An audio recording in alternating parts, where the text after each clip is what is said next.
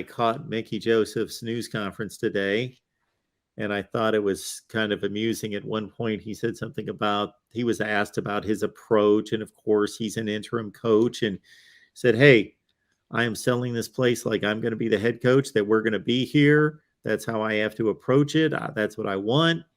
It's not up to me. It's up to the administration. Hey, I'm good either way. I'll go back to a nice house in Baton Rouge if it doesn't work out or whatever. But hey, I'm here to get the job done and be here."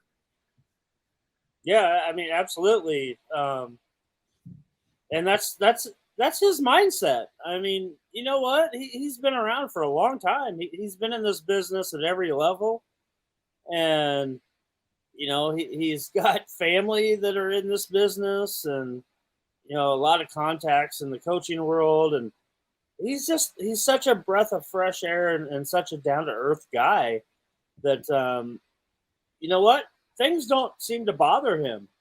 Um, just comparing him with Scott Frost, Scott Frost would be kind of uptight about a question like that. And Mickey just lets it all bounce off, and he's telling you the truth. I mean, he's got a sweet house down there that he can retreat to anytime he needs to, and he can call anybody for support at any time. I mean, his brother Vance Joseph, Ed Ogeron.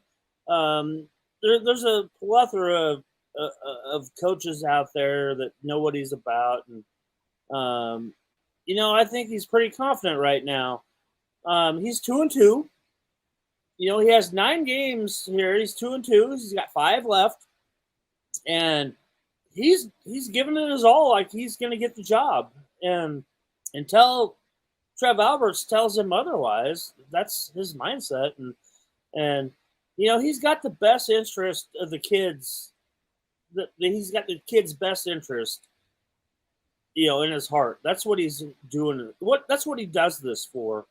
And he loves this university. He loves it here, and he obviously, I think he understands it more than about anybody else in the nation, really. Any candidate for this job. And so that's what makes it.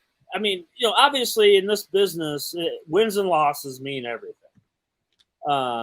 But you have a 5-game stretch here where, you've got Illinois at home. You got to go to Michigan, and then you got Minnesota and Wisconsin at home until you go to Iowa for the last game of the year. If you're going to do anything right now, you got to win this weekend against Illinois and set yourself up for success the rest of the way. And, if you win 6 ball games and make a bowl game, then you're already doing better than your predecessor. And, you're showing progress. And that's what, I mean, some of that came out during the bye week too, last week. Actually, when we were on the air last Tuesday, when Trev Alberts had his radio show, and they kind of talked about, the money and just the way Trev had laid things out, because this was a big deal because lawyers were involved, because Scott Frost and his camp had stuff put down in writing. And, things now have progressed to where you see Mickey Joseph now being able to do what Scott Frost, what little was really on the table for Scott Frost to succeed. And that was just showing progress, winning 6 games and going to a bowl game.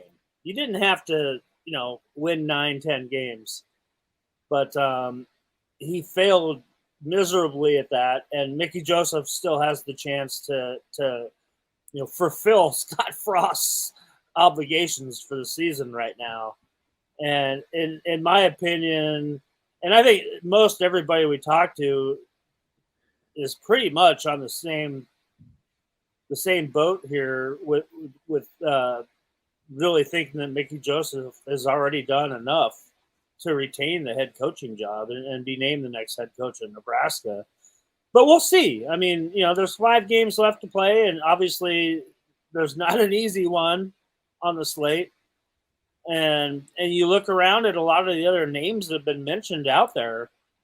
A lot of those programs are kind of struggling right now too. Maybe not struggling, but not doing as well as you had thought. Just point out a couple like an Iowa State and a Baylor. People know who I'm talking about. Kansas. So, yeah. So, there's 5 games left. Let's see how this ball plays out, and then we'll kind of have a better idea of who the next head coach will be.